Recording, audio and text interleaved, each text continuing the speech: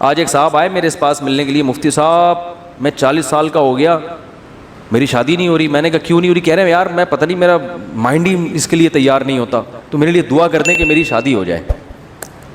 میں نے کہا تو کر ہی نہیں رہی، کر ہی نہیں رہا، تو میں یہ دعا کر دیتا ہوں آپ کا مائنڈ بن جائے. تو میں نے کہا بنانے کی کوشش کرو گے تو بنے گا نا. تو بہت بڑا مسئلہ ہمارے ساتھ یہ ہے کہ صحت کے معاملے میں بھی، پڑھائی کے معاملے میں بھی، اور بزنس کے معاملات میں بھی، دین کے معاملات میں بھی. دین میں بھی تو یہ ہے نا کہ جنت کے اسباب اختیار کرو گے تو کہاں جاؤ گے؟ جنت میں. تو اس میں بھی جنت کے اسباب بھی اختیار کرنے کے لیے تیار بولو نہیں ہے. جنت کے اسباب ہے گناہ چھوڑو، گناہ نہیں چھوڑتے، اور پتہ نہیں ایران توران کیا کچھ کر لیں گے، وظیفے پڑھ لیں گے، 5 لاکھ دفعہ آیت الکریمہ پڑھ لی، فلاں نے پڑھ لی، یہ کر لیا وہ کر لیا، اور فلاں کو کھانا کھلا دیا. بھائی جنت میں جانے کا سب سے پہلا سبب کیا ہے؟ کہ جس چیز کو اللہ نے حرام کہہ دیا اس سے آپ کو بچنا ہے. گناہ چھوڑنا ضروری ہے. اپنے عقیدے کو توحید کے بغیر جنت میں نہیں جا سکتے. کتنے اچھے بن جاؤ، شرک پر اگر ہے. دیکھو جیسے دنیا کا کے اسباب ہوتے ہیں نا، کہ جب تک محنت نہیں کرو گے، صحت کی کوشش نہیں کرو گے تو صحت بنتی نہیں ہے. یہ تھوڑی کہ اٹرم پٹرم جو مرضی کھاتے رہو اور آپ پھر بھی صحت مند، ایسا نہیں ہوتا. یہ جو لوگ کہتے ہیں نا فلاں سب کچھ کھا جاتا ہے پھر بھی ٹھیک ہے، ایسا نہیں ہے. ایک وقت اس کو بھی بریک لگانی پڑتی ہے، اس کو روکنا پڑتا ہے اپنے آپ کو. اور جو پھر بھی کچھ نہیں ہو رہا ہے اس کا مطلب ایک ہی دفعہ میں ہونے والا ہے، اس کو ایک ہی دفعہ میں پھٹ جائے گا بیٹھا بیٹھا.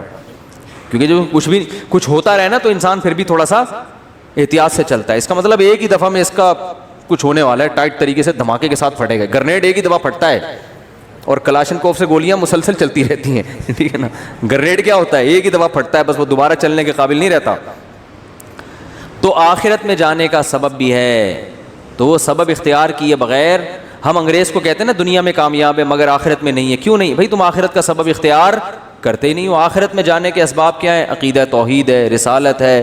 پھر جو اللہ نے جس کو حلال کیا اس کو حلال سمجھو، جس کو حرام کہا اس کو حرام سمجھو. پھر لوگ ہم سے لڑتے ہیں کہ یہ سائنسدان کیوں جنت میں نہیں جائیں گے، انہوں نے تو اتنے نیک کام کیے. او بھائی جنت میں جانے کے لیے تھوڑی کیے انہوں نے، دنیا کے لیے کیے ہیں. تو دنیا آج ان لوگوں کو بڑے اچھے القاب سے یاد رکھتی ہے، یار اس نے بلب ایجاد کیا.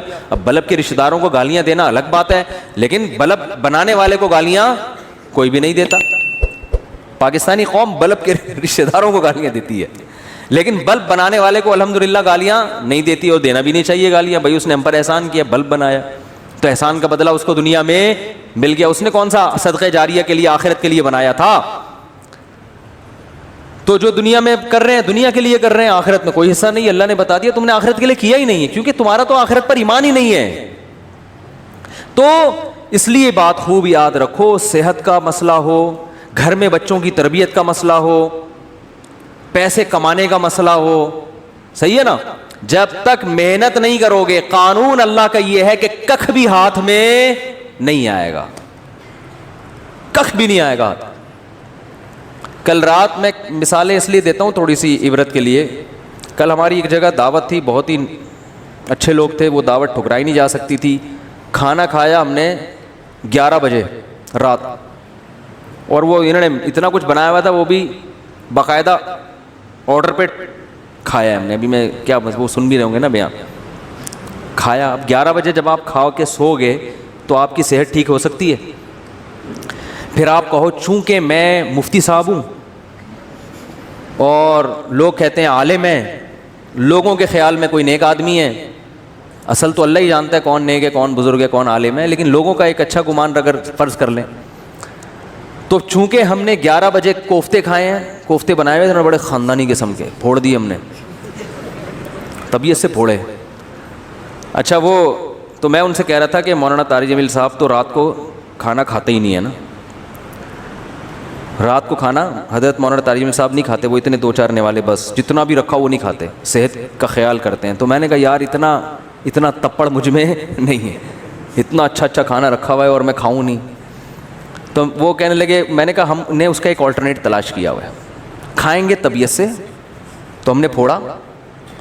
اب جب پھوڑا ہے تو ظاہر ہے پھر اس پھوڑے ہوئے کو نکالنا بھی تو ہے نا تو اس کا حل پھر ہم میرے ساتھ ایک ہمارے دوست تھے، وہ کافی وزنی ہے. میں نے کہا بیٹا اب میں تو نہیں سو سکتا ایسے، میں تو نہیں سو سکتا، یہ تو خودکشی ہے. تو میں نے کہا جب تک یہ جتنی کیلوریز جمع ہوئی ہیں نا یہ برن نہیں ہوں گی نا میں نہیں سوؤں گا. انہوں نے کہا کیسے برن کرنا؟ میں نے کہا پیدل نکلو. تو ہم پھر نکل لیے پیدل, ٹھیک ٹھاک واک کی. پھر ہمارے ایک دوست کا جم ہے یہاں چلا گیا, پھر وہ جو مشین ہوتی ہے نا بھاگنے والی اس پہ بھاگا. میں نے دیکھا میں نے اس سے پوچھا یار آدھا کلو کڑھائی میں کتنی کیلوریز, میں نے آدھا کلو کڑھائی نہیں کھائی لیکن اس سے ویسے ہی پوچھا ہے کتنی کیلوریز ہوتی ہیں. اس نے کہا کہ پتہ نہیں 100 ہوتی ہیں. تو میں نے کہا جب تک 100 یہاں وہ مشین میں لکھا ہوا تھا نا اتنا اس پہ میں چلا ہوں اور تیز تیز واک کی ہے کہ جب وہ آئے نا کہ 100 کیلوریز آپ کی برن ہو گئی ہیں پھر ہم مشین سے اترے. ہم نے کہا اب ہمارے لیے سونا کیا ہو گیا ہے؟ بولو نا بھائی, حلال. یہ اتنے نیک ہم بھی نہیں ہیں کہ اتنا صحت کا خیال رکھیں. ونس اپون اے ٹائم ایک واقعہ اچھا آ گیا, ہم نے کہا پارسل کر دو. یہ کرنا پڑے گا آپ کے باپ کو بھی, ورنہ توند نکلے گی, ورنہ عجیب سے ہو جاؤ گے. زندگی ایسی بہاریں اور خوشیاں کیا ہو جائیں گی, ختم. وہ کڑھائیاں جو آپ کھا رہے, کوفتے جو کھا رہے ہو نا, آہستہ آہستہ جا کے مختلف جگہوں پہ سے نکلنا شروع ہوں گے. کبھی کوفتہ یہاں سے نکلے گا, ڈاکٹر کہیں گے ان کی رسولی نکل آئی. وہ رسولی نہیں ہے, وہ جو کوفتے آپ نے کھائے ہیں ان میں صرف ایک کوفتہ نکلا ہے. ابھی تو باقی کیا ہے, باقی ہیں. تو مختلف, ابھی تو تھوڑے دنوں میں آپ خود کوفتہ بن جاؤ گے. اور پھر کیا کرتے ہیں, صحت ٹھیک نہیں ہے, گھٹنوں میں درد, یورک ایسڈ بڑھا ہوا ہے, یہ ہوا ہوا ہے. پھر آتے ہیں کہ جی وہ مفتی صاحب کوئی وظیفہ بتا دیں کہ فلاں بزرگ کے پاس چلے جاؤں. پھر وہ فلاں آستانے پہ ایک بڑے اولیاء اللہ بیٹھتے ہیں. آدمی ہے کہ لیکن اولیاء اللہ, اولیاء تو ولی کی جمع ہے بھائی. ولی اللہ ہوتا ہے اس کو لوگ کیا کہتے ہیں, اولیاء اللہ بیٹھتے ہیں. اولیاء اللہ تو بہت سارے ہول سیل کے حساب سے کہہ رہے ہیں. وہ فلاں آستانے میں ایک اولیاء اللہ بیٹھتے ہیں, وہ ایسا دم کرتے ہیں بھائی, ان کے پاس جاؤ ایسا تعویذ ہے. ابے تو کھا کیا رہا ہے, تو کم بخت, تو تعویذوں میں نہائے گا بھی نا کک بھی نہیں ہوگا. اللہ کا قانون ہے بھائی, قانون ہے کہ جتنا کھا رہے ہو نا اس کا وہ یوٹیلائز ہوگی تو صحیح رہے گی. نہیں ہو رہا تو پھٹ جاؤ گے دھماکے کے ساتھ. بچوں میں تو چلو گروتھ ہو رہی ہوتی ہے نا, اب 40 سال میں گروتھ تھوڑی ہوگی آپ کی. اب تو فیٹ بڑھے گا, اب تو پھوڑے نکلیں گے, وہ کوفتے نکلیں گے مختلف جگہوں سے آپ کے, کولیسٹرول بڑھے گا 10. پھر بھی اگر مر جائے آدمی تو پھر اللہ نے مار دیا. اونٹ پہ بیٹھے ہوئے آدمی کو بھی کتا کاٹ لیتا ہے جب انسان کی لکھی ہوئی ہوتی ہے. لیکن پھر اس بیماری پر گناہ نہیں ملتا بلکہ درجات بلند ہوتے ہیں. ہمارے نبی صلی اللہ علیہ وسلم بھی بیمار ہوا کرتے تھے, بخار آیا کرتا تھا, اور آپ فرماتے تھے بخار مومن کے حق میں اللہ کی رحمت. لیکن آپ کو یہ بخار معاذ اللہ بد پرہیزی سے نہیں آتا تھا. سمجھ میں آ رہی ہے بات؟ ایک بیماری اللہ کی طرف سے ہوتی ہے, وہ آپ کی کوتاہیوں کی وجہ سے نہیں ہوتی. وہ بیماری اللہ کی رحمت ہے, اس میں گناہ معاف ہوتے ہیں. آج جو میجورٹی بیمار ہو رہی ہے وہ اللہ کی خوشی سے نہیں ہو رہی, وہ اپنی حرکتوں سے ہو رہی ہے, اور اس میں امیدیں لگا کے بیٹھے میں بہت ثواب ملے گا, میرے گردے فیل ہو گئے ہیں, مجھے بہت زیادہ کیا ملے گا, ثواب ملے گا, میرے گردے فیل ہو گئے. میں نے ایک صاحب کو کہا, میں نے کہا اپنا بی پی چیک کرا لیا کرو, آپ کے مجھے دماغ کی سیٹنگ کیا لگ رہی ہے, آؤٹ لگ رہی ہے. کبھی کبھار نا میں نے کہا چیک کرا لیا کرو, کیونکہ مجھے نہیں لگ رہا کہ آپ کا بی پی نارمل ہے. کہ ابے چیک ویک کرانے سے کچھ نہیں ہوتا, مجھے خود بتا رہے تھے, ابے بی پی چیک کرانے سے, جب یہ تو انہی کو ہوتا ہے جو چیک کراتے ہیں, الٹا ہوتا ہی انہی کو ہے جو بار بار کیا کرتے ہیں. میں نے کہا کتنے بلڈ پریشر کے مریض ہیں ہمارے معاشرے میں, یا تو نہ ہوتا نا یہ, پھر خام خامے وہمی بن کے بلا وجہ جا رہے ہو. وہی ہوا ان کے, پتہ نہیں کوئی رکھ پھٹ گئی ان کی, بی پی ہائی تھا پتہ ہی نہیں چلا ان. اور ایک صاحب کے ساتھ تو ایسا ہوا, ان کو بھی سمجھایا, ان کا تو انا للہ ہی ہو گیا, اللہ تعالیٰ مغفرت فرمائے. بہرحال وہی بات ہے, اللہ تو معاف کر دے گا اگر بعد والے اس کے لیے توبہ استغفار کریں, لیکن فطرت معاف نہیں کرتی. فطرت نے دماغ کی رگ بولو پاڑ دی. اتنا یہ نہیں دیکھا کہ بھئی یہ تو یہ جو آج کل بیماریاں چل رہی ہیں, بلڈ پریشر ہے. پھر اماں, ماں باپ کی خدمت میں بھی سب سے بڑی خدمت یہ ان کی صحت کا خیال رکھو. اماں کے دیکھو کھا کیا رہی ہیں, ابا کو دیکھو, ابا چھوڑ دو پراٹھے, ابا کے پاؤں پکڑو, ابا اس عمر میں پراٹھے سوٹ نہیں کرتے. اور اگر ابا نے پراٹھے کھائے ہیں تو ابا سے بہت محبت کے ساتھ واک کراؤ ان کو, کہ ابا مفتی صاحب اگر پٹھان ہوٹل کے پراٹھے کھا لیتے ہیں تو واک بھی کرتے ہیں, ٹھیک ہے نا. آپ نے مفتی صاحب کے بیان سنے کہ انہوں نے ہوٹل کے پراٹھے کھائے ہیں, تو ابا پھر وہ دیکھو, پھر بھی اللہ کی طرف سے سب کچھ ہو سکتا ہے. بڑے بڑے صحت مند ہم نے دیکھے ہیں دڑام سے نیچے گئے, تو وہ اللہ کی طرف سے ہے نا, وہ تو اللہ سے تو تھوڑی کوئی لڑ سکتا ہے. لیکن قانون یہی ہے, اور قانون کو فالو کرو گے تو 99% غالب یہی ہے کہ اللہ کی مدد آئے گی. حکیم محمد سعید صاحب جو ہے نا, قانون کو فالو کرتے تھے, نیک آدمی تھے, کبھی تکبیر اولیٰ فوت نہیں ہوتی تھی ان کی. 68 ایئرز میں 68 سال میں ٹینس کھیلتے تھے ایک ایک 2 گھنٹہ. آج کوئی کھیل سکتا ہے؟ 40 سال کا آدمی کمر پکڑ کے بیٹھ جائے گا. اس لیے کہ صحت کے اصولوں پر عمل. بھائی اتنے بجے کھانا ہے، یہ نہیں کھانا. ایک حد تک تو سب کچھ چل جاتا ہے، اٹرم پٹرم برگر شرگر انڈے والا وہ والا بھی پھوڑ دیا. اس کے بعد فطرت انتقام لینا شروع کرتی ہے. تو ہم کہتے ہیں نہیں جی اصل میں تو یہ انہی کو ہوتا ہے جو زیادہ احتیاط کرتے ہیں. آج ایک آدمی کہنے لگا کورونا انہی کو ہو رہا ہے جن کو جو زیادہ احتیاط کر رہے ہیں. میں نے کہا کتنے لوگوں پہ تحقیق کیا آپ نے؟ 2-4 ایسے ہوں گے جنہوں نے احتیاط کی پھر بھی ہو گیا.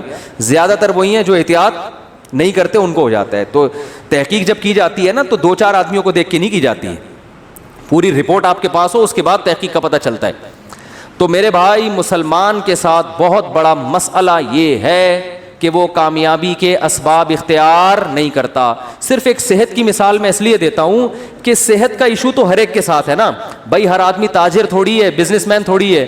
کچھ ملازمت کرتے ہیں، کچھ تاجر میں ہیں، کچھ پڑھائی پڑھ رہے ہیں، کچھ کوئی اور کام کر رہے ہیں. لیکن صحت تو ایک ایسی چیز ہے جس سے ہر ایک کو محبت ہوتی ہے نا. تو اسی صحت کے معاملے میں اپنے حالات دیکھ لو. اسی صحت کے معاملے میں اپنے حالات دیکھ لو کہ جس کو اپنی صحت کی فکر نہیں ہے وہ باقی کام کیا ٹھیک کرے گا. آپ کہہ سکتے ہو ہمیں صحت کی فکر اس لیے نہیں ہے کہ ہمیں کوئی صحت بنانے کا زیادہ شوق ہی نہیں ہے. یہ 100% غلط ہے. اگر یہ بات درست ہوتی تو آپ بیمار ہو کے اتنا پریشان نہ ہوتے.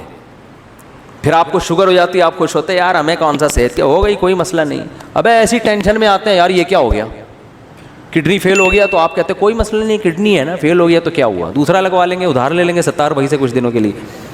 لیکن آپ کتنی ٹینشن میں آتے ہو. اس کا مطلب آپ صحت پہ کمپرومائز کرنے کے لیے تیار نہیں تھے. آپ سستی، کاہلی اور معذرت کے ساتھ، بہت ہی معذرت کے ساتھ، پوستی پن کی وجہ سے ایسا ہو رہا ہے آپ کے ساتھ. پوستی پن سمجھتے ہیں؟ پوستی نہیں پتا، اتنا مشہور گالی ہے یار، کہتے ہیں پوستیوں کی طرح پڑا رہتا ہے، کہتے نہیں ہیں. تو وہ یہ پوستی پنا ہے کہ پرواہ ہی نہیں ہے، نہ کھانے کا ہوش، کھائے جا رہے ہیں تو نان اسٹاپ کھائے جا رہے ہیں. ایک بندہ آیا، میں ڈاکٹر کے پاس بیٹھا ہوا تھا، اتنا گول موٹا ماشاءاللہ. ڈاکٹر کے پاس آیا، کہہ رہا ڈاکٹر صاحب میرا پیٹ بھی بڑھ گیا، وزن بھی بڑھ گیا ہے، میں چاہتا ہوں یہ وزن کم ہو جائے لیکن اللہ کا واسطہ مجھے واکنگ کا مشورہ نہ دینا. میں اسے جاگنگ کا کہنے والا تھا، وہ کہہ رہا تھا کہ اللہ کا واسطہ مجھ سے چلا نہیں جاتا، کوئی دوائیں کھلا دو میں ہلکا ہو جاؤں. ڈاکٹر نے اس کو بولا بھائی ایسا ممکن نہیں کہ لیٹے لیٹے سرنج سے جو ہے نا تمہاری چربی نکال کے تمہیں کم کر دیں. فٹ بال میں سے تو ہوا ایسے نکالی جا سکتی ہے، بندے میں سے ہوا نکالنا میرے بھائی آسان نہیں ہے. بندے کو اپنی ہوا خود ہی نکالنی پڑے گی، چلے بغیر یہ ممکن نہیں ہے. تو دیکھو ہارڈ ورکنگ محنت، دماغی محنت بھی، جسمانی محنت بھی، جب تک اس سستی کو اپنے آپ سے دور نہیں کرو گے نہ اللہ کے ہاں کوئی مقام حاصل کر سکتے ہو اور نہ دنیا کے ہاں کوئی مقام حاصل کر سکتے ہو. اور اس میں یہ امیدیں، بے دین آدمی تو کہتا ہے چلو کہیں بھی مقام نہیں مل رہا کیا کریں، دیندار آدمی اس پہ دین کا لیبل لگا دیتا ہے. یہ ہے اصل چیز خطرناک جو میں بیان کرنا چاہتا ہوں. وضو کے بعد اعضاء کو پوچھنا، کیا وضو کرنے کے بعد اعضاء کو پوچھنا چاہیے یا نہیں؟ پوچھنا چاہیے. یہ پتہ نہیں کس طرح سے لکھا ہوا ہے. ایک شعر یاد آ رہا ہے، بلال انصاری نے یہ سوال پوچھا ہے انڈیا سے. شعر یاد آ رہا ہے پوچھنے سے. ہم نے 9th کلاس میں تھے تو ہمارے ٹیچر نے شعر سنایا تھا، ان کے دستے نازک کے لیے بھیجی تھی جو پونچھی، خبر پہنچی تو یہ پہنچی کہ پونچھی نہیں پہنچی. یعنی محبوبہ کے دستے نازک، ان کے نازک ہاتھوں کے لیے جو میں نے پونچھا کی یوں سمجھے کہ چھوٹی سی پونچھے کو جو ہے نا پونچھی کہا جاتا ہے، یہ ہاتھ صاف کرنے کا رومال جسے کہتے ہیں.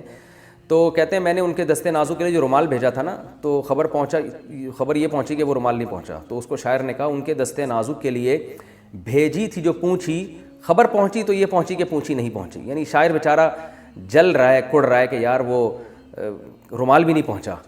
تو سوچو یعنی اس زمانے میں رومال نہ پہنچنے پر اتنی تکلیف ہوا کرتی تھی اور محبوبہ تک رومال پہنچانا بہت مشکل ہوتا تھا. آج تو بندہ آرام سے پہنچ جاتا ہے محبوبہ تک.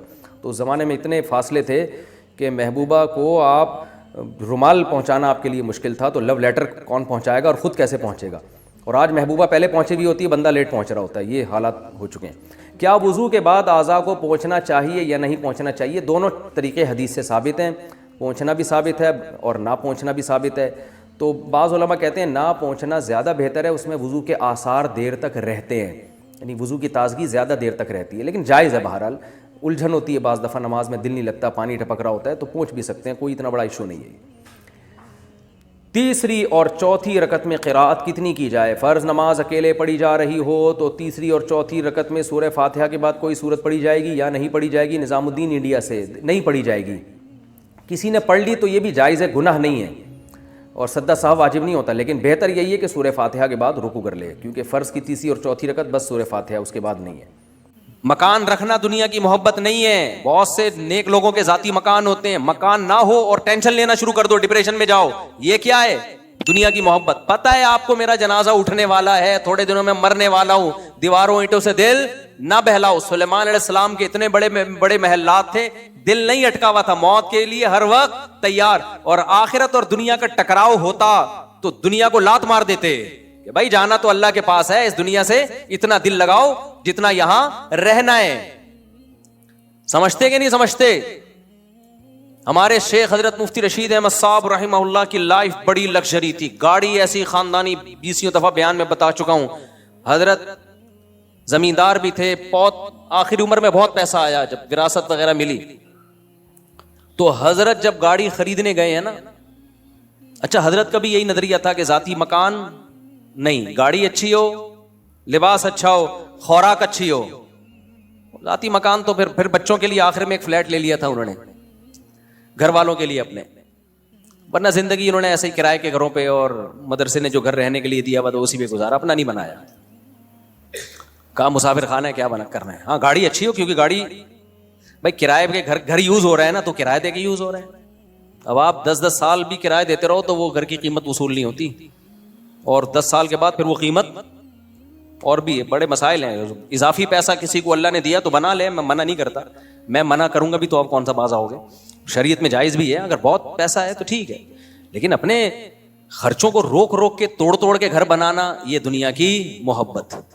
تو گھر اگر ہے آپ کے پاس اضافی پیسہ ہے ٹھیک ہے، نہیں ہے ٹینشن لے رہے ہو، تو ٹینشن لینا اس کی علامت ہے کہ آپ کے دل میں دنیا کی محبت ہے، کیونکہ آپ کو آم کھانے سے مطلب نہیں ہے، آپ کو پیڑ گننے سے مطلب ہے۔ حالانکہ رہائش کا انتظام، اگر رہائش کا انتظام ہی نہیں ہو رہا پھر یہ ٹینشن صحیح ہے۔ اسی لیے تو ہم کہتے ہیں نا مورگیج پہ گھر لینا جائز نہیں، بعض لوگوں نے فتویٰ دے دیا ضرورت ہے، بھائی اس لیے جائز ہے، ہم کہتے ہیں ذاتی گھر ہونا ضرورت نہیں ہے، گھر ہونا ضرورت ہے، اس کا ذاتی ہونا ضرورت نہیں ہے۔ تو سلیمان علیہ السلام کو اللہ نے کیسی لگژری لائف دی ہے بھائی، لیکن دل میں دنیا کی محبت نہیں۔ تو دنیا چھننے کا غم جو ہوتا ہے نا، یہ ہے دنیا کی محبت۔ تو حضرت مفتی رشید احمد صاحب جو ہمارے شیخ تھے، ان کے ساتھ کیا ہوا، جب اللہ نے ان کو پیسہ دیا تو انہوں نے کہا میں اچھی گاڑی رکھوں گا۔ پیسہ ہو پھر بھی نہ اچھی گاڑی ہو، نہ اچھی رہائش ہو آپ کی، یہ پھر دنیا سے بے رغبتی نہیں ہے، بلکہ یہ کیا ہے؟ کنجوسی۔ اٹ از کالڈ، بولو، کنجوسی۔ بہت سے لوگوں کے پاس پیسہ ہے، کم بختوں کو صحیح کپڑے پہننے کی توفیق نہیں ہوتی، کہتے ہیں ہم سادہ بہت ہیں اس لیے ناڑا لٹک رہے ہیں، سادہ بہت۔ ایسے غریب بنے ہوں گے، آدمی کا دل چاہتا ہے اس کو زکات دے، اور ہماری قوم بھی انہی ناٹک سے متاثر ہوتی ہے۔ وہ حضرت اتنے بڑے ہیں، پھٹ پٹی بائک پہ گھومتے ہیں۔ اگر واقعی حضرت جی کے پاس پیسے نہیں ہیں پھر تو ٹھیک ہے، اگر پیسے ہیں تو یہ پھٹ پٹی بائک پہ گھومنا یہ کنجوسی ہے یا 2 نمبری ہے؟ دونوں میں سے ایک تو ہے۔ کنجوسی تو واضح ہے، 2 نمبری اس لیے کہ پھر لوگوں کو یہ شو کرنا کہ میں یا تو بہت بڑا بزرگ ہوں، یا میرے پاس پیسے ہی نہیں ہے، یا مجھے جو چندہ ملتا ہے میں بالکل خود استعمال نہیں کرتا۔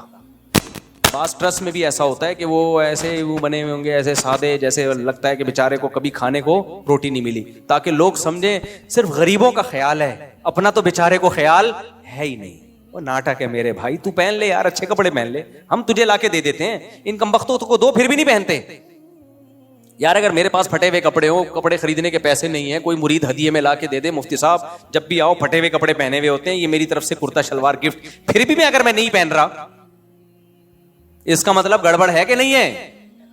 اس کا مطلب گیٹ اپ کو کیش کرایا جا رہا ہے۔ سمجھتے ہو کہ نہیں سمجھتے؟ تو نارمل لائف گزارا کرو، اللہ نے پیسہ دیا ہے تو پیسے والے نظر آؤ، نہیں دیا غربت کو انجوائے کرو۔ اور یہ ہمارے نبی کی حدیث ہے، یہ ٹاپک بہت دفعہ ہو چکا ہے لیکن بہت اہم ٹاپک ہے، اس لیے بار بار بیان کرنا پڑتا ہے۔ نبی صلی اللہ علیہ وسلم نے ایک صحابی کو دیکھا، یا ان کے جو ہے نا پراگندہ بال اور لباس بھی بالکل ایسے غربت جھلک رہی تھی لباس سے. آپ نے فرمایا کہ اللہ نے تمہیں اتنا پیسہ نہیں دیا جس سے تم اپنا حلیہ ٹھیک کرو؟ فرمایا کہ ہاں ہے میرے پاس پیسہ. آپ نے فرمایا ان اللہ یحب ان یرا اثر نعمتہ علی عبدہ, اللہ چاہتے ہیں جب اللہ نے کسی کو نعمت دی ہو تو وہ نعمت کے اثرات اس کے لباس اور پوشاک سے نظر آنے چاہیے. حدیث کا مفہوم, سواری سے پتہ چلے بھائی پیسے والا آدمی ہے, گھر سے پتہ چلے بھائی بولو پیسے والا آدمی ہے. اور ایک صاحب ہیں چندہ خور ہیں, ویسے تو بہت سارے صاحب ہیں لیکن جن کی بات کر رہا ہوں وہ ایک صاحب ہیں. ہمارے ایک ریلیٹیو ان کو چندہ بندہ بہت دیا کرتے تھے کہ بہت غریب ہے بہت غریب ہے. میں ان سے کہتا تھا یہ غریب نہیں ہے, یہ گھنا ہے, یہ غریب نہیں ہے, یہ کیا ہے, گھنا. گھنا سمجھتے ہو ایسے بنا ہوا ہے یوں بالکل جیسے, میں نے کہا یہ بہت بڑی فلم ہے, یہ انگلش فلم ہے 3 گھنٹے کی گانوں کے ساتھ. سمجھ میں آ رہی ہے؟ یہ ہم نے گلشن اقبال میں کسی سے سنا تھا. میں نے کہا اس کا کیا مطلب؟ کہہ رہے انگلش فلم 2 گھنٹے کی ہوتی ہے 3 کی ہوتی ہے اور اس میں گانے نہیں ہوتے, تو یہ انگلش فلم ہے 3 گھنٹے کی ہے اور گانوں کے, یہ بہت بڑی فلم کی بھی فلم ہے. تو اچانک ایک دن وہ صاحب ان کے گھر چلے گئے بیل بجا کے,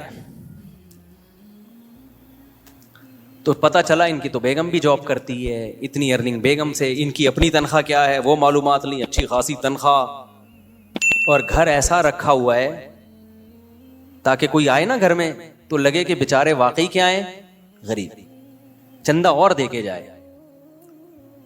تو یہ اس کو سادگی کہہ سکتے ہیں؟ بولو. اب کوئی ان سے کہے یار تمہارے گھر کا حال دیکھو, چٹائیاں ڈالی ہوئی ہیں تم نے کھجور کی, اور ایک موڑا سمجھتے ہیں پنجاب میں ایک موڑا ہوتا ہے نا, وہ پہلے کھجور کی اس کا بنتا تھا کرسی ٹائپ کی چیز, ایک موڑا رکھا ہوا ہے, کوئی ڈھنگ کے صوفے رکھ لو. کہ ہمارے نبی صلی اللہ علیہ وسلم کی زندگی انتہائی سادہ تھی تو میں بھی سادگی کو کیا کر رہا ہوں, ترجیح. تو یہ دلیل ٹھیک ہوگی؟ کمبخت تو اپنا گیٹ اپ کو کیش کرا رہا ہے, نارمل جیسے ہو ویسے نظر آؤ. سوال پیدا ہوتا ہے پھر نبی صلی اللہ علیہ وسلم کے گھر میں کھجور کی چھال کیوں تھی, آپ کے گھر میں صرف ایک پیالہ کیوں تھا؟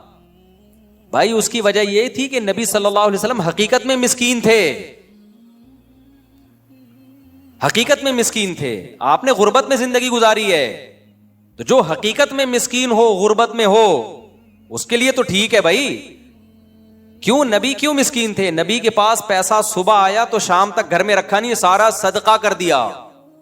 کسی میں اتنا ظرف اگر ہے کہ وہ صاحب جو چندہ لے کے زمینیں بنا رہے ہیں اور اپنا گھر کیا رکھا ہوا ہے غریبوں والا, اچھا اصل گھر کہیں اور ہوگا, کسی علاقے میں ہوگا اصل جو اوریجنل سچی مچی والا, یا ان سے زمینوں پہ زمینیں خریدی جا رہی ہوں گی.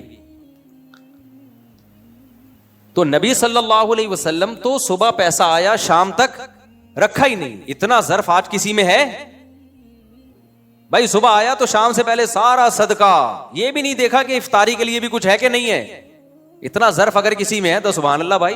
آج کل مارکیٹ میں ایسا ظرف کیا چل رہا ہے, شارٹ. اتنا توکل کس میں ہے؟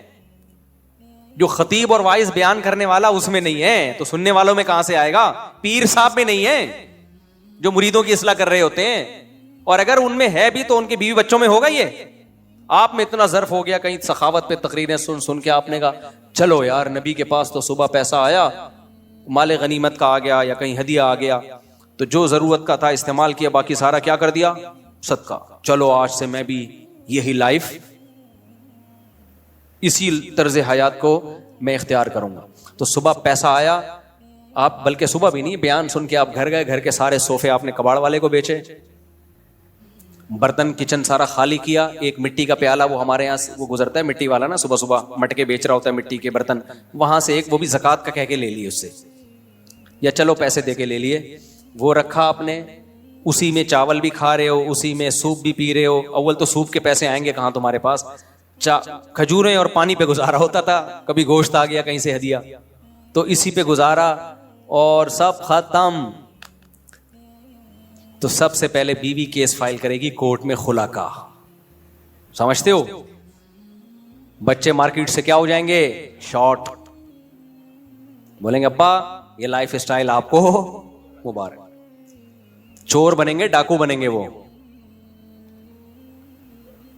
تو آپ چلے تھے بہت اونچے مقام کے لیے, اور کیا بن رہے ہیں بچے آپ کے, چور ڈاکو. کہ یار ابا نے تو کسی کام کا چھوڑا نہیں ہے, اب یہی فی الحال ہے کہ بندوق لیتے ہیں. اور نبی صلی اللہ علیہ وسلم کی ازواج نے بھی تو وہ توکل کیا ہے. امہات المومنین کی حالت کیا تھی اس غربت میں؟ دیکھو حدیث میں آتا ہے نبی صلی اللہ علیہ وسلم گھر آئے, امی عائشہ سے پوچھا کچھ کھانے کو ہے. میں بار بار اس حدیث پہ تبصرہ کرتا ہوں, ہم جب گھر میں آتے ہیں تو یہ نہیں پوچھتے کہ کچھ کھانے کو ہے, ہم کہتے ہیں کیا کھانے کو ہے. کچھ تو ہوگا, ہماری مرضی کا ہے یا نہیں ہے؟ دال ہے, گوشت ہے, کھچڑی ہے, دال چاول ہے, مچھلی ہے, کیا ہے؟ دال ہے تو تھوڑا سا ناک منہ چڑھا دیتے ہیں. تو نبی جب گھر میں آتے تھے پوچھتے تھے کچھ کھانے کو ہے. امی عائشہ نے فرمایا یا رسول اللہ کہیں سے کچھ ہدیہ آیا تھا, سارا صدقہ کر دیا, اتنا سا بچا ہے, یہ بچا ہے. آپ بتاؤ میں اور آپ ہوتے, میٹر گھومتا نہیں گھومتا ہمارا ہے بھائی؟ میرا تو ظرف نہیں ہے, حقیقت بتاؤں, میں بھوک میں گھر جاؤں اور گھر میں غربت کی یہ حالت چل رہی ہو کہ دیکھیں کچھ ہے تو کھا لیں گے, نہیں ہے تو صبر کریں گے, بھوکے رہیں گے رات تک یا صبح تک, اللہ نے جب دے دیا تو ٹھیک ہے, نہیں تو روزے کی نیت کر لیں گے. کیا خیال ہے؟ تو مجھے بتاؤ, میں گھر جاؤں, بھوک لگ رہی ہو اور غربت کا عالم ہو, ریوو آپ کے تانوں سے بیزار ہو کے میں نے بیچ دی, صحیح ہے نا؟ سارے جو بھی اللہ نے کچھ گنجائش دی ہے وہ سب میں نے آپ کے کہنے پہ آ کے آگ لگا دی. نہیں جی, لوگ کہتے ہیں نبی والی زندگی, کیونکہ مفتی صاحب نے بیان کیا دنیا کی محبت بالکل بھی نہیں ہونی چاہیے. اب میں گھر گیا, پنکھا چل نہیں رہا کیونکہ بجلی کے بل دیا نہیں جا رہا, بچوں کو اسکولوں سے نکال لیا, بچے بھی آپ کو پتا ہے سمجھ رہے ہیں نا, یعنی کوانٹٹی کے لحاظ سے کیا خیال ہے, سب کو نکال لیا.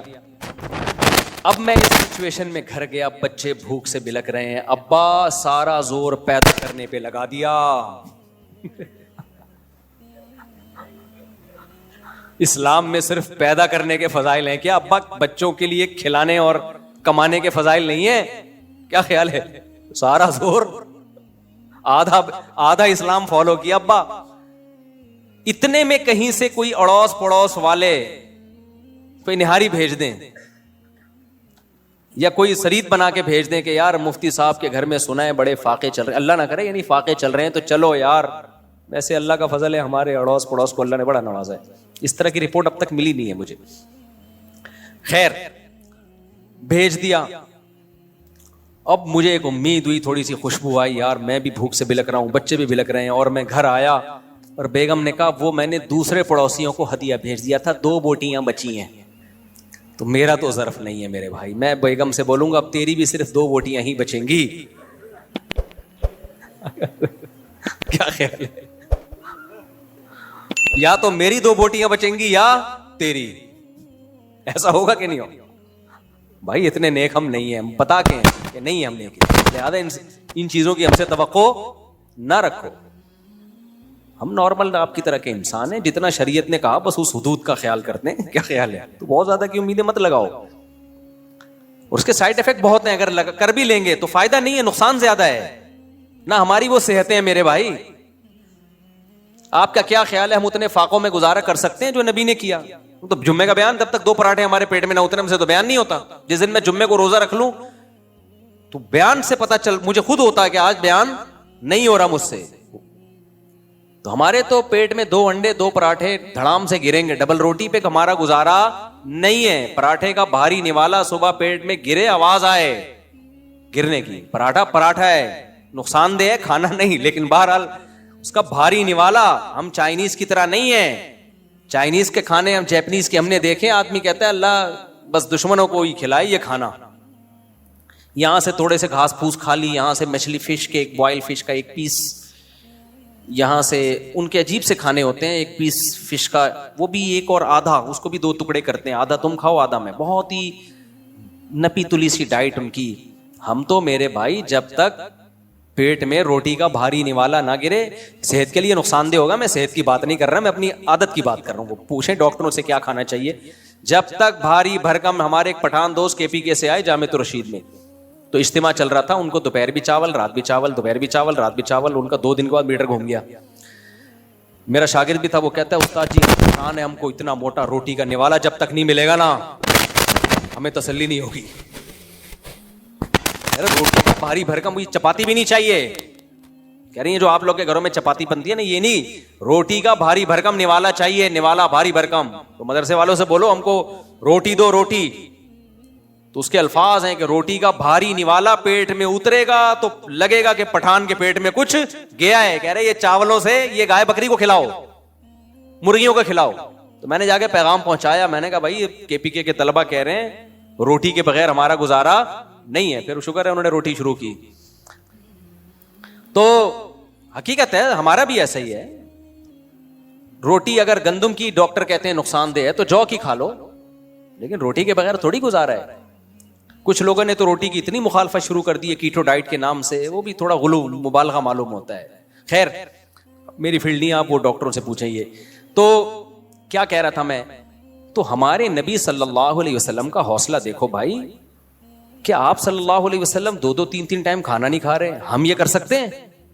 ہم تو کمزور, میں کتنا ابھی یہ دیکھو آپ, اس سے زیادہ میرے پاس باریک ہونے کی مزید اسپیس, اب غائب ہی ہوں گا اگر مزید باریک ہوا. اب میں غائب ہونا شروع ہو جاؤں گا اگر میں مزید باریک ہوا. اس کے بعد ختم. کل بھی ایک صاحب ملے جو بہت ہی باریک تھے, بہت باریک یار. میں نے ان سے کہا آپ کچھ ویٹ بڑھاؤ. میں نے کہا اب آپ کے پاس مزید باریک ہونے کی اسپیس, اب غائب ہی ہو گئے آپ. صرف ایک تصور آئے گا, شلوار پجامہ چلتا ہوا آ رہا ہے, ہم کہیں گے کسی زمانے میں اس کے اندر ایک صاحب ہوا کرتے تھے, اب سے صرف شلوار اور کرتا اور پجامہ رہ گیا ہے. بہت باریک تھے, کبھی آپ کو دکھاؤں گا آپ بولو گے مفتی صاحب بالکل صحیح نقشہ کھینچا. اور وہ باریک بھی کیوں ہوئے ہیں, یہ میں بولوں گا کہ کیوں ہوئے تو پھر وہ سمجھ جائیں گے میری بات ہو رہی ہے, پھر یہ مناسب نہیں ہے. خوشبو لگا کہ اکیلے میں آئے تو بتاؤں گا. کچھ ٹاپک ملک کے ایسے چل رہے ہیں وہ سیاست میں بہت زیادہ پڑ گئے. اب سیاست میں وہ کس کو فیور کر رہے ہیں یہ نہیں بتاؤں گا میں, تاکہ کسی کا راز فاش نہ ہو. لیکن ان کے باریک ہونے کی وجہ کیا ہے, وہ جو سیاسی مسائل چل رہے ہیں نا, JUI, PTI, شہباز شریف, اسٹیبلشمنٹ, تو وہ اتنا زیادہ, وہ ایسا تو فلانا ایسا, تو پھر بالآخر گھوم پھر کے امام مہدی اور دجال آنے والا ہے بس. تو وہ نا یہ ٹک ٹاک دیکھ دیکھ کے اور یہ خبریں سن سن کے ڈپریشن میں جا کے کیا ہو گئے. میں نے کہا بھائی اپنی صحت کا خیال کرو, اللہ کے بندے. آپ کے سوچنے سے ملک ٹھیک نہیں ہوگا. ملک انسانوں کے لیے بنتے ہیں نہ, تو اگر ہم اپنا ہی بیڑا غرق کرنا شروع کر دیں تو ملک کے ٹھیک ہونے کا ہمیں فائدہ کیا ہوا پھر. تو ایسا زیادہ ڈپریشن میں نے کہا چھوڑ دو, میڈیا دیکھنا چھوڑ دو, سوشل میڈیا پہ آنا چھوڑ دو, صحتیں برباد ہو گئی بھائی. اچھا خیر کیا بات کر رہا تھا میں, تو ہمارے نبی صلی اللہ علیہ وسلم کا یہ ظرف, تو ہماری تو بھائی صحتیں بھی ایسی نہیں ہیں. نمبر 2, اگر ہم افورڈ کر بھی لیں تو گھر والے وہ توکل نہیں کریں گے, اس کے سائیڈ افیکٹ بہت ہوں گے, طلاقیں ہوں گی, بچے باغی ہوں گے. تو ہمارے نبی کا تو گھرانہ بھی سید تھا بھائی, ان میں سب میں توکل تھا. سیدہ فاطمہ رضی اللہ تعالی عنہا نبی کی خدمت میں آئیں کہ چکی پیس پیس کے ہاتھوں میں کیا پڑ گئے ہیں, کھڈے. کوئی ملازم دے دیں, کوئی غلام دے دیں, کوئی باندی دے دیں, خدمت کرے. آپ نے فرمایا غلام اور باندی سے اچھا تمہیں عمل نہ بتاؤں؟ سیدہ فاطمہ نے فرمایا ضرور. فرمایا ہر نماز کے بعد 33 دفعہ سبحان اللہ, 33 دفعہ الحمدللہ, 34 دفعہ اللہ اکبر. یہ غلام اور باندی سے بہتر ہے. مطلب غلام باندی نہیں ملے گا, کوئی خادم گھر میں نہیں. اپنی بیٹی کے لیے یہ توکل. تو بیٹی بھی اللہ پہ اعتماد والی تھی, چلی گئی.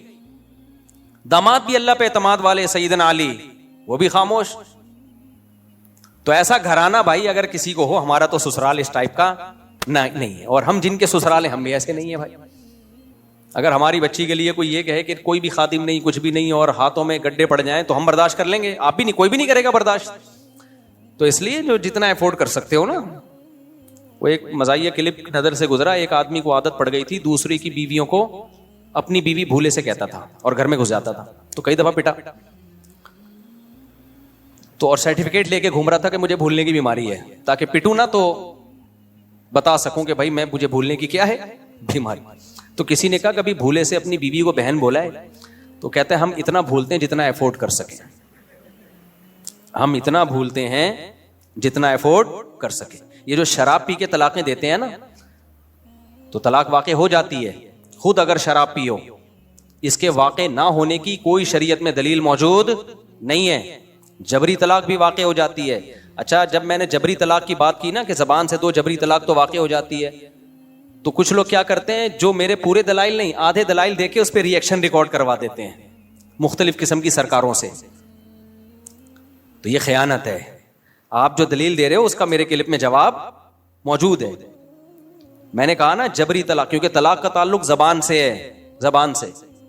بعض لوگوں نے کہا کہ جب کفریہ جملہ ہم جبر میں زبان سے کہتے ہیں, کوئی ہمیں موت کی دھمکی دے رہا ہو تو کفریہ جملہ زبان سے نکالنے سے طلاق نہیں ہوتی. تو گن پوائنٹ پہ کفریہ جملہ زبان سے نکالنے سے انسان کافر نہیں ہوتا, تو طلاق تو کافر ہونے سے ہلکی چیز ہے نا بھائی. کوئی گن پوائنٹ پہ آپ سے کفریہ جملہ نکلوائے تو اسلام کہتا ہے آپ کافر نہیں ہوگے, کیونکہ جان بچانے کے لیے آپ نے زبان سے جملہ کفریہ کہا ہے. تو بعض لوگ کہتے ہیں کہ جب کافر نہیں ہوتا جبرن, تو طلاق تو کفر سے کم درجے کی چیز ہے, تو جبرن وہ طلاق کیسے واقع ہو جاتی ہے؟ اس کا میں نے تفصیل سے جواب دیا ایک ایک چیز کا. تو جواب دینے والوں نے کہا کہ مفتی صاحب غلط قیاس کر رہے ہیں. بھائی صاحب قیاس تو آپ کر رہے ہو, آپ کفر پہ قیاس کر رہے ہو طلاق کو. یعنی ایک مینٹلٹی دیکھو, جو قیاس کر رہا ہے وہ ہمیں کہہ رہا ہے کہ ہم قیاس کر رہے ہیں, حالانکہ ہم قیاس تھوڑی کر رہے ہیں, ہم تو قیاس کی نفی کر رہے ہیں کہ یہاں قیاس بنتا نہیں ہے. کفر کا تعلق دل سے ہے. جب زبان سے گن پوائنٹ پہ انسان کلمہ کفر کہہ رہا ہے تو دل سے راضی نہیں ہے, لہذا کافر نہیں ہوگا, کیونکہ کفر کا تعلق کس سے ہے؟ دل. زبان تو ایک عکاسی کرتی ہے, جبکہ طلاق کا تعلق دل سے نہیں ہے. کس سے ہے؟ زبان سے ہے. اور اس کی حدیث میں دلیل ہے, ثلاث جدہن جد وہزلہن جد. نبی نے فرمایا 3 چیزوں میں مذاق بھی حقیقت, حقیقت بھی حقیقت. تو مذاق میں جب انسان طلاق دے رہا ہوتا ہے دل سے دے رہا ہوتا ہے. تو علت اس کی یہی ہے مذاق میں طلاق دینے کی کہ دل سے راضی نہیں ہوتا. تو ہم کہتے ہیں کہ جبر میں بھی یہی ہے, دل سے راضی نہیں ہے لیکن زبان سے ورڈنگ کر رہا ہے, لہذا ڈیورس واقع ہو جائے گی. اب ایک سوال یہ پیدا ہوتا ہے, تو قیاس آپ کر رہے ہو بھائی, ہم تھوڑی کر رہے ہیں. آپ کفر پہ قیاس کر رہے ہو جو بالکل الگ چیز ہے.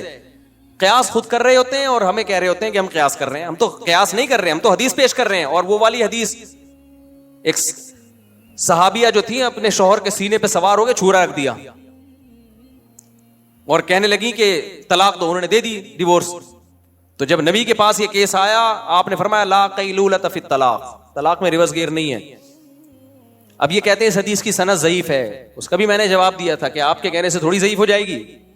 تو سند کی پوری بحث میرے فتوے میں موجود ہے. بہرحال آپ بتاؤ کہ کیوں ضعیف ہے, تو میں پھر اس کا جواب دوں گا. اور یہ بالفرض یہ حدیث ضعیف بھی ہو تو ثلاث جدہن جد اور ہزلہن جد والی حدیث تو بالکل صحیح ہے. تو اس سے صاف پتہ چلتا ہے طلاق کا تعلق دل کی نیت سے نہیں ہے. ہاں یہ سوال پیدا ہوتا ہے کہ جبرن جب کوئی گن پوائنٹ پہ طلاق دے رہا ہے بیوی کو زبان سے, تو بیوی کا کیا قصور ہے اس میں؟ تو طلاق ویسے ہی کوئی بیٹھے بیٹھے دے دے تو بیوی کا کوئی قصور ہوتا ہے؟ تو اس میں شریعت نے بیوی کے قصور ہونے وار ہونے یا نہ ہونے پر حکم کا مدار نہیں رکھا. تو آپ تو قیاس در قیاس کرتے چلے جا رہے ہو. نصوص جو شریعت کی نصوص ہیں ان کے مقابلے میں قیاس حجت نہیں ہے. یہاں بعض لوگ یہ سوال کرتے ہیں اس طرح تو پھر جو چاہے جس کو چاہے طلاقیں نکلواتا چلا جائے.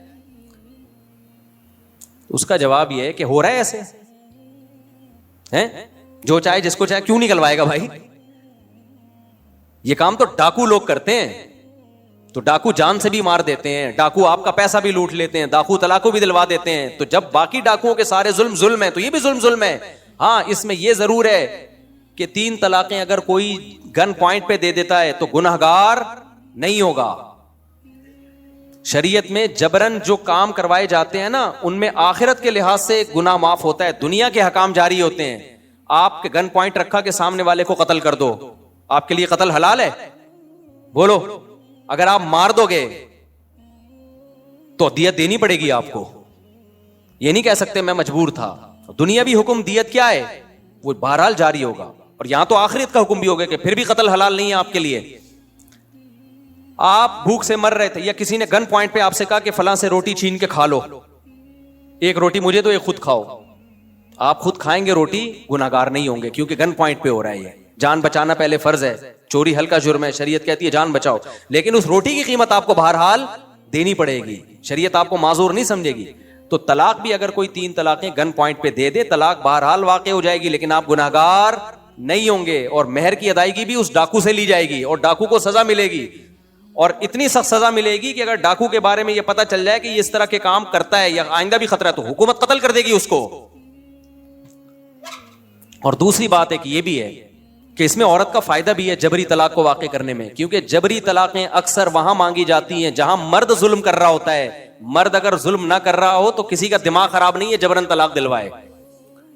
آج کل عدالتی خلا کا جو حال ہے, شریعت کا کہاں خیال کرتی ہیں خلا عدالتیں, تو یہ بیچاری مجبور اور لاچار عورتیں کہاں جائیں؟ تو ان کا یہی حل ہے کہ گنڈے بدماشوں کو پیسے دیے جائیں, اور ایسے کیس ہمارے سامنے آئے ہیں, مرد ظلم کر رہا ہے, مار رہا ہے, پیٹ رہا ہے عورت کو, اور کورٹ میں جب کیس جاتا ہے تو کورٹ شریعت کا خیال نہیں کر رہی, کورٹ نہ ثبوت مانگ رہی ہے. بہت سارے مسائل ہوتے ہیں بھائی, اور کچھ مار پیٹ تو ایسے تو گواہی نہیں ہوتے اس کے اوپر, وہ رشتہ داروں کو پتا ہوتا ہے. اب گواہوں کے بغیر اگر کورٹ فیصلہ کر دے گی تو کورٹ کا فیصلہ نافذ نہیں ہوگا, کیونکہ اس کا امکان ہے کہ عورت جھوٹ بول رہی ہے. لیکن اب رشتہ داروں کو پتا ہے کہ سچ بول رہی ہے, اس کے گھر کے اندر بڑے مسائل چل رہے ہیں, اس پہ ظلم ہو رہا ہے, لیکن وہ ظلم ہم کورٹ میں ثابت نہیں کر سکتے, تو آپ کے پاس صرف ایک راستہ رہ جاتا ہے کہ مار پیٹ کی طلاق دلواؤ. تو اس میں بہت ساری مظلوم عورتوں کا فائدہ ہے. اس کا صحیح استعمال زیادہ ہے, غلط استعمال نہ ہونے کے برابر ہے. میرے پاس زندگی میں صرف ایک کیس آیا جبری طلاق کا کہ ڈاکوؤں نے گن پوائنٹ پہ کسی سے طلاق دلوائی, 3 طلاقیں. صرف ایک کیس آیا پوری زندگی. ہم تو مفتی ہیں نا, یعنی مسائل بتاتے ہیں BCO, لیکن درجنوں کیس ایسے آئے ہیں جہاں زبردستی طلاق نکلوائی گئی کیونکہ شوہر عورت پہ ظلم کر رہا تھا. خاص طور پر جب نکاح نامے کے ڈاکومنٹس ہی نہ بنے ہوں تو عدالت خلا کا کیس لے گی ہی نہیں. وہاں کیا کرو گے آپ؟ کتنے کیسز ہوتے ہیں, شادی ہو گئی, نکاح نامہ شوہر نے اپنے پاس رکھ لیا.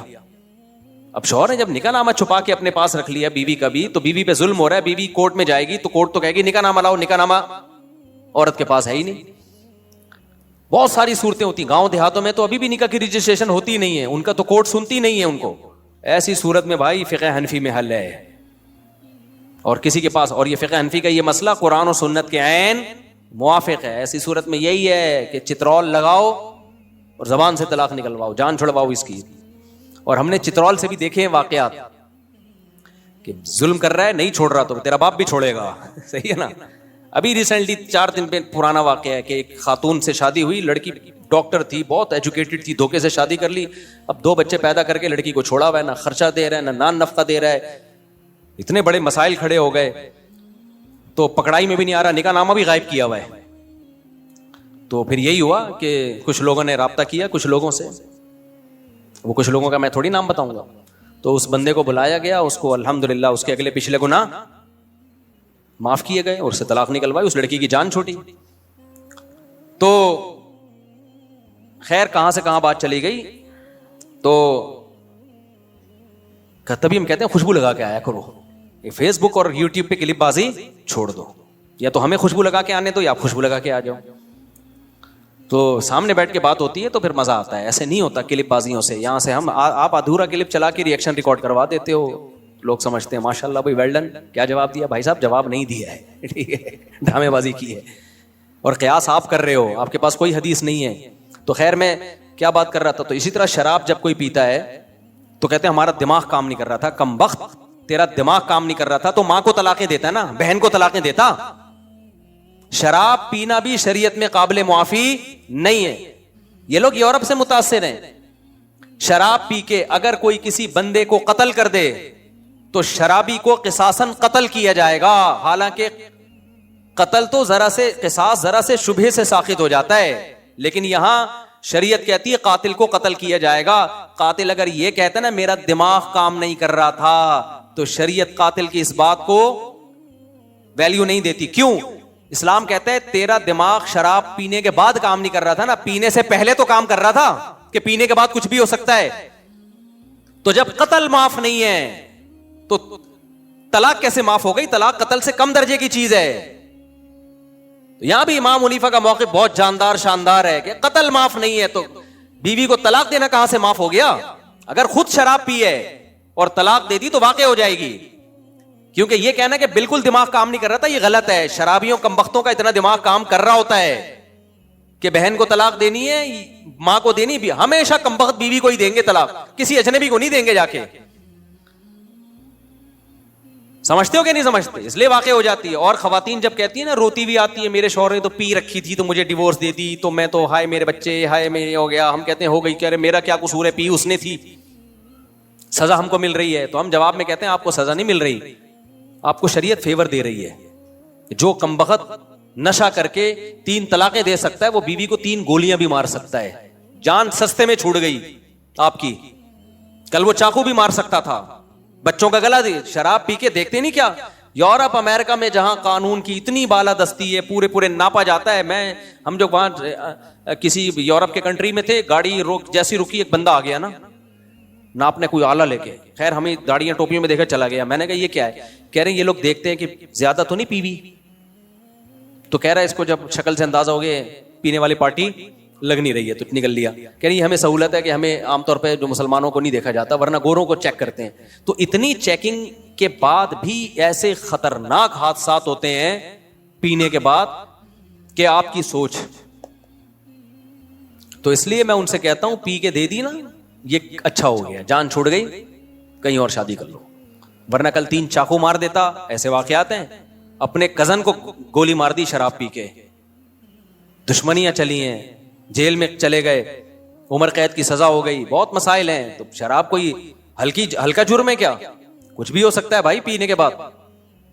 تو خیر ہم جلدی سے بات کو سمیٹ کے ختم کریں. اس لیے اپنے بچوں کو خدا کے لیے انسان کا بچہ بناؤ، مولاناؤں سے ملاؤ ان کو. تمہارے پاس تبلیغی جماعت کے علاوہ اور علماء کے بیانات کے علاوہ اپنے بچوں کو ٹھیک کرنے کے لیے کوئی اور آپشن بولو نہیں ہے. ہماری یونیورسٹیوں کے پاس اتنی پاورفل موٹیویشن نہیں ہے کہ آپ کے بچے سے شراب چھڑوا دیں. شرابی بنا تو سکتے ہیں، وہ چھڑوا نہیں سکتے. کتنے نیک شریف شرفا بچے یونیورسٹیوں میں گئے، چرس پینا شروع کر دی انہوں نے، سگریٹ پینا شروع کر دی. تعلیم کے ہم خلاف نہیں ہیں، بار بار ہم بتاتے ہیں، ماحول کے خلاف ہیں. تو اس لیے آپ صبح و شام مفتی تقی صاحب ایسے، تو تبلیغی جماعت والے ایسے، مولانا طارق جمیل صاحب ایسے، وہ گاڑیوں میں گھوم رہے ہیں. مفتی تقی صاحب نے گورنر کی حمایت کر دی، یہ وہ لفافہ لے رہے ہیں، یہ کر رہے ہیں، معاذ اللہ. تو آخر میں جب تمہارا بچہ بگڑے گا نا، تم بولے کہ کسی مولوی صاحب کے پاس بیٹھاؤ اس کو. میں نے بہت دیکھے ہیں. ہماری عمر 50 ہونے والی ہے، بس تقریباً ہو ہی سمجھیں گئی ہے. تھوڑے سے دن رہ گئے 50 کا ہو جاؤں گا میں. تو کیا خیال ہے 50 سال میں مریخ پہ ہم نے ٹائم گزارا ہے یا چاند پہ زندگی گزری ہماری؟ اسی آپ لوگوں میں ہی گزری ہے. تو اور رپورٹیں ہمارے پاس آپ سے زیادہ، کیونکہ ہمارا پبلک میں اٹھنا بیٹھنا اور ہر طرح کے لوگوں میں اٹھنا بیٹھنا ہے. ہم اگر گورنر کے ساتھ بیٹھیں تو نیگیٹو کمنٹ یہ دیکھو، حکمرانوں کی چاپلوسی کرنے والے. جب رکشے والوں کے ساتھ بیٹھتے ہیں تو پھر یہ نہیں آتا کہ دیکھو غریبوں کے ساتھ بیٹھنے والے. بھائی ہر طرح کے لوگوں کے ساتھ بیٹھتے ہیں. تو اب مجھے ایک بات بتاؤ، ہم پبلک میں رہتے بھی ہیں الحمدللہ، پبلک کے حالات بھی ہمیں معلوم ہیں. تو رپورٹیں کم ہوں گی یا زیادہ ہوں گی ہمارے پاس؟ زیادہ ہوں گی. تو میں آپ سے عرض کر رہا ہوں کہ آپ علماء کو برا بلا مت کہو، کیونکہ آپ کے کہنے سے آپ کے بچوں کے دل سے علماء کا احترام نکل جائے. اور ایک دفعہ جب احترام نکلا نا، تو آپ کے پاس اپنے بچوں کو انسان کا بچہ بنانے کے لیے تمام تر آپشن ختم. ابھی پرسوں پٹیل ہاسپٹل کسی کام سے جانا ہوا تو ایک صاحب ملے، میں ڈپریشن کا مریض تھا. کہنے آپ کے بیان سن کے ڈپریشن میری ختم. ایسے تو 20 کیس ہیں. تو ڈپریشن کے پیشنٹ بھی مولویوں کے محتاج ہو گئے ہیں. ایسے تو بہت ہیں. ویڈیو ایک پڑی ہوئی ابھی میرے پاس، وہ کسی نے انگلینڈ سے بھیجی کہ میں گولیاں کھا رہا تھا، میری ڈپریشن چھوڑ گئی. اور ایک صاحب نے کہا میں پتہ نہیں 5 سال سے علاج کر رہا تھا ڈاکٹر سے، میری وہ میڈیسن ساری چھوٹ گئی. تو کیا لطیفوں سے چھوٹ گئی ہے؟ لطیفوں سے چھوٹنی ہوتی تو بھائی بڑے بڑے کامیڈین پڑے ہوئے ہیں یوٹیوب پہ، آپ دیکھ لو جا کے. یہ جو علماء بات کرتے ہیں نا دنیا سے دل نہ لگاؤ، دنیا رہنے کی جگہ نہیں ہے، اصل کیا ہے بھائی؟ آخرت، نماز، روزہ، سخاوت. ان چیزوں سے ڈپریشن بھی ختم ہوتی ہے.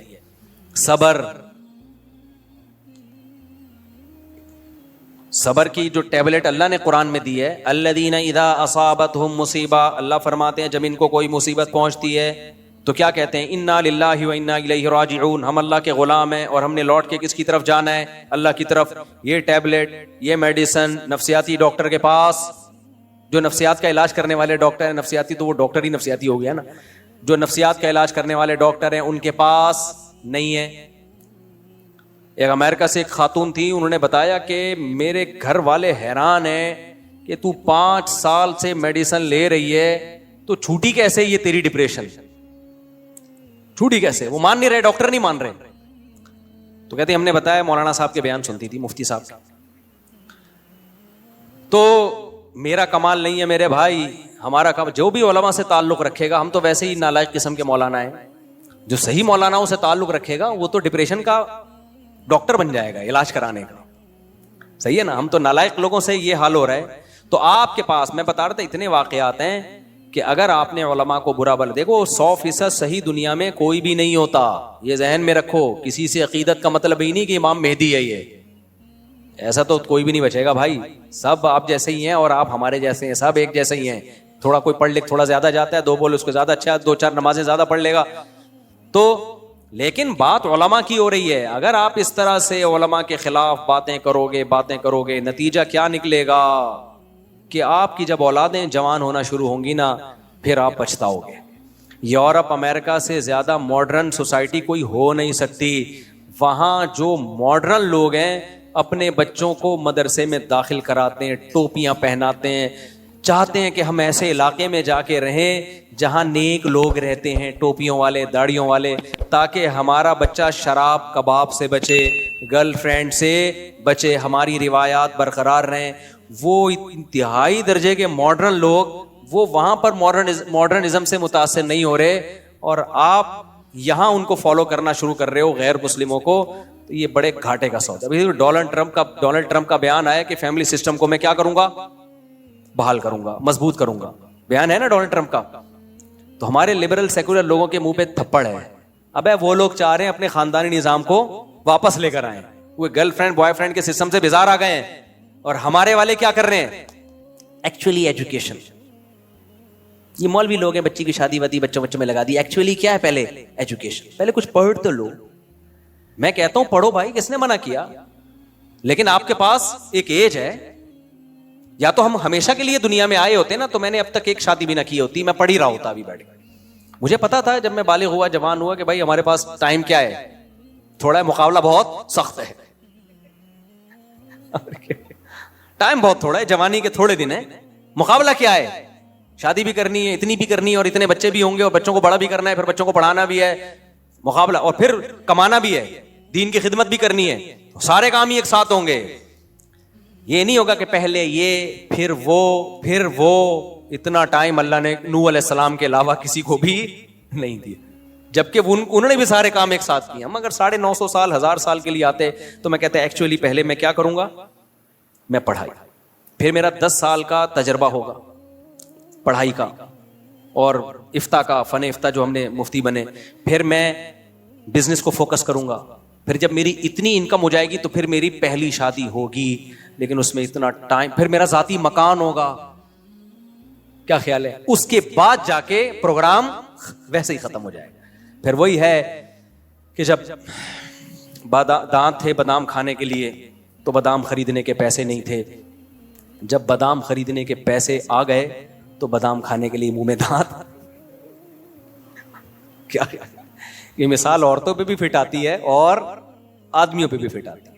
تو ڈونلڈ ٹرمپ نے کہا ہے کہ ہم فیملی سسٹم کو چاہ رہے ہیں, کہ تو بھائی وہ لوگ پچھتا رہے ہیں, وہ آ رہے ہیں اس طرف, لیکن اب ان کے ہاتھ سے معاملہ نکل چکا ہے. ہمارے ہاتھ سے معاملہ بھی نکلا نہیں ہے, ہمارے لبرل بھی انہی کے دم ہلا رہے ہیں, انہی کی طرف جا کے. تو میں وہ جلدی سے مثال دے کے بیان ختم کرتا ہوں میرے بھائی. تو ہوتا کیا ہے کہ جب لبرل سیکولر لوگ جو ساری زندگی علماء کو برا بھلا کہتے ہیں, جب ان کے بچے بگڑتے ہیں نا, ہم نے بڑے بڑوں کو دیکھا ہے, مفتی صاحب ہمارے بچے کو رائیونڈ لے جاؤ اجتماع میں اپنے ساتھ. میں کہتا ہوں میں تو شادیوں والا ہوں, مشہور ہوں, ارے بھلے 4 شادیاں کرا دو, ہمیں انسان کا بچہ بنا دو. میں ماں باپ کو بتاتا ہوں میرے پاس مت بٹھاؤ, بگڑے گا. میں بتاتا ہوں, شروع میں تو کہتے ہیں بگڑے گا, لیکن اب کہتے ہیں بگاڑو اس کو, ہم تو چاہ رہے ہیں یہ والا بگڑا ہوا ہمیں چاہیے, بگڑا ہوا ہمیں. پھر تم جاؤ گے تبلیغ میں, تمہارے پاس کوئی آپشن نہیں ہے. آپ کو پتا ہے انسان کا بچہ بنے گا, تمیز سے بات کرنا سیکھے گا, احترام سیکھے گا. مفتی صاحب اس کو اپنے ساتھ بٹھایا کرو. ایسے بہت سے لوگ آئے ہیں, مفتی صاحب بس یہ بچہ میں نے آپ کو دے دیا, خرچہ ہمارا ہوگا, رہے گا کس کے ساتھ؟ آپ کے ساتھ. میں کہتا ہوں میں اپنے بچے پالوں یا پورے, میں بیان میں بٹھا دی نہیں, وہ سب بیان سے نہیں, پورا یہ رکھ لو. جب یہ انسان کا بچہ بن جائے نا, اس میں مسالہ وسالہ لگاؤ, ٹھیک ہے نا, انسانوں والا مسالہ لگاؤ, انسان بن جائے تو ہمیں پارسل کر دینا. تو اس لیے میرے بھائی علماء کو برا بلا مت کہو, تمہارے پاس اسلام کے علاوہ اپنے بچوں کو انسان کا بچہ بنانے کے لیے کوئی آپشن نہیں ہے, اور اسلام علماء ہی سکھاتے ہیں. ٹھیک ہے, اس میں 2 نمبر بھی ہوتے ہیں تو 1 نمبر بھی ہے, سارے تھوڑی غلط ہو سکتے ہیں. اور جو 1 نمبر ہے اس کا مطلب یہ نہیں کہ ان سے کوئی غلطی نہیں ہو سکتی. انسان تو پہلے ہے نا, وہ عالم مفتی بعد میں. تو خیر غالب ہے سعید ابن مسیب بہت بڑے تابعی ہیں. بعض علماء کی رائے ہے کہ تابعین میں سب سے بڑا مقام حضرت سعید ابن مسیب کا ہے رحمہ اللہ تعالی. وہ کہتے ہیں کہ میں نے انسانوں میں جب غور کیا نا, پہلے میں نے اچھے انسانوں کو دیکھا کہ جو اچھے اعمال کرتے ہیں. جب میں ڈیپ میں گیا تو ہر اچھے انسان میں کوئی نہ کوئی خامی مجھے نظر آئی. پھر کہتے ہیں میں نے برے لوگوں کو دیکھا, چور اچکے ڈاکو شرابی کبابی. جب میں ان کی ڈیپ میں گیا تو دیکھا ہر برے میں کوئی نہ کوئی خوبی ہے. بہت اہم ملفوظ ہے, اس کو اچھی طرح ذہن میں بٹھائیں. کہتے ہیں میں نے کہا انسان تو 2 ہی طرح کے ہیں اللہ نے پیدا کیا, یا تو اچھے یا برے. تو اگر اچھوں کی کسی خامی کی وجہ سے ہم ان کو اچھا سمجھنا چھوڑ دیں تو پھر دنیا میں کوئی بھی اچھا نہیں ہے. اور اگر بروں کی کسی خوبی کی وجہ سے ہم اچھا سمجھنا, بروں کو اچھا سمجھنا شروع کر دیں, اس کا مطلب دنیا میں کوئی برا ہے ہی نہیں. جبکہ شریعت نے بتایا خیر شر ہمیشہ ساتھ ساتھ چلیں گے, اچھے برے ہمیشہ رہیں گے. نہ ایسا ہو سکتا ہے کہ برے مارکیٹ سے شارٹ ہو جائیں, نہ ایسا ہو سکتا ہے کہ اچھے مارکیٹ سے شارٹ ہو جائیں. تو کہا پھر میں نے کہا یہ ہمارا جو کرائٹیریا ہم نے بنایا ہوا ہے نا کہ اچھے کا مطلب وہ جس میں کوئی برائی نہ ہو, اور برے کا مطلب وہ جس میں کوئی اچھائی نہ ہو, یہ معیار ہی غلط ہے. معیار یہ ہے کہ جس کی خوبیاں زیادہ ہیں, تھوڑی بہت خامیاں ہیں, تو ان تھوڑی بہت خامیوں کو اگنور کیا جائے گا, اور اس کو کیا کہا جائے گا, بندہ اچھا ہے یار, بندہ نائس ہے, ہاں تھوڑی بہت 2-4 غلطیاں ہو جاتی ہیں. اس دن بیان دے دیا تھا عمران خان کے خلاف یا اس کے حق میں, یار اس میں ہم اختلاف کرتے ہیں. اس دن مولانا فضل الرحمان کے فیور میں بیان دے دیا تھا یا ان کے خلاف دے دیا, یار ان کی ذاتی رائے. یہاں مسجد صاحب سے کیا ہوئی ہے, فیور یا مخالفت جو بھی, آپ اب اس کو اپنے لحاظ سے فٹ کر دینا, ٹھیک ہے نا. یا اس دن فلانے کے خلاف بول دیا تھا, ڈمکانے کے خلاف بول دیا, یا اس دن یہ ان سے عمل غلط ہو گیا تھا, کچھ بھی. تو کوئی بھی دنیا میں ایسا اچھا نہیں. تو میں کہہ رہا ہوں مفتی تقی صاحب کی بات پر اگر آپ کو اختلاف ہے نا کہ وہ گورنر کی حمایت کر دی, تو آپ بولو بھائی بڑے عالم ہیں, اچھے عالم ہیں, ہماری رائے میں ان سے کیا ہو گئی ہے اس دفعہ سیاسی غلطی, حالانکہ ہوئی نہیں ہے, لیکن چلو بول لو غلطی ہو, ختم. اس پہ یار اتنا لان تان. تو اچھے کا معیار یہ, خوبیاں کیا ہوں میرے بھائی, زیادہ ہوں, تھوڑی بہت خامیوں کو کیا کیا جائے گا, نظر انداز, چلو یار جانے دیں. اور اگر خامیاں زیادہ ہیں تو 2-4 اچھائیوں سے کوئی اچھا نہیں بن جاتا. کچھ لوگوں میں یہ بھی ہیضہ ہو جاتا ہے ہر ایک کو اچھا ہی کہنا ہے. ابے بندے مار دیے, چور ہے, ڈاکو ہے, دنیا کا بیڑا غرق کر دیا, ایک دن چائے پلا دی آپ کو بس اپنے خرچے پہ, آپ کہہ رہے ہو یار بندہ حاتم طائی کی قبر پہ لات مار دی, میں گیا مجھے اتنی رسپیکٹ دی اس نے. تو رسپیکٹ دی تو بندہ کر کیا رہا ہے, کتنے انسانوں کے قتل سے اس کے ہاتھ رنگین ہو چکے ہیں, کتنی کرپشن, کتنے لوگوں کا پیسہ ہڑپ کر گیا. 2-4 اچھائیوں سے کوئی اچھا نہیں ہو جاتا. ایسے تو شاید شیطان میں بھی ایک کوئی آپ کو کوالٹی مل جائے, مستقل مزاجی, یہ شیطان کی کوالٹی ہے. اب تک ڈٹا ہوا ہے کہ نہیں توبہ کروں گا میں, ٹھیک ہے. غلط جگہ مستقل مزاجی استعمال ہو رہی ہے, لیکن یہی اچھی جگہ ہوتی. اگر یہ شیطان میں جو مستقل مزاجی ہے اچھی جگہ ہوتی تو کامیاب ہو جاتا کہ نہیں ہو جاتا. میں شیطان کی تعریف نہیں کر رہا, شیطان ہی ہے, میرا شیطان سے کوئی لینا دینا نہیں ہے. جہنم میں جائے گا, جہنم میں ہی جلے گا, اور جو شیطان کو فالو کرے گا وہ بھی کہاں جائے گا, جہنم میں. کیونکہ ایسا نہ ہو یہ کلپ نکال کے لوگ کہیں کہ مفتی صاحب نے شیطان کو کہہ دیا کہ اس میں بھی کچھ خوبیاں پائی جاتی ہیں. تو یہ معیار بناؤ زندگی گزارنے کا. رشتوں ناتوں میں بھی یہی معیار ہونا چاہیے. عورت اپنے شوہر کے بارے میں دیکھے بھائی اس میں اتنی خوبی